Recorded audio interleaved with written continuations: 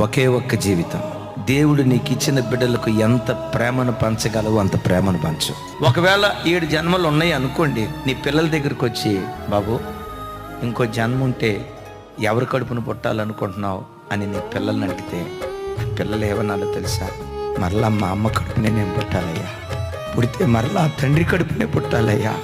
7 జన్మలు 8 జన్మలు లేవు, కానీ నీ పిల్లలు అన్న మాట, నా తల్లి కడుపునే పుట్టాలయ్యా, నా తల్లి లాంటి తల్లిని ప్రపంచంలో నేను ఎక్కడా చూడలేనయ్యా.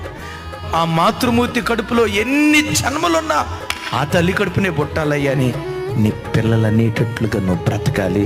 అలాంటి ప్రేమను పంచాలి.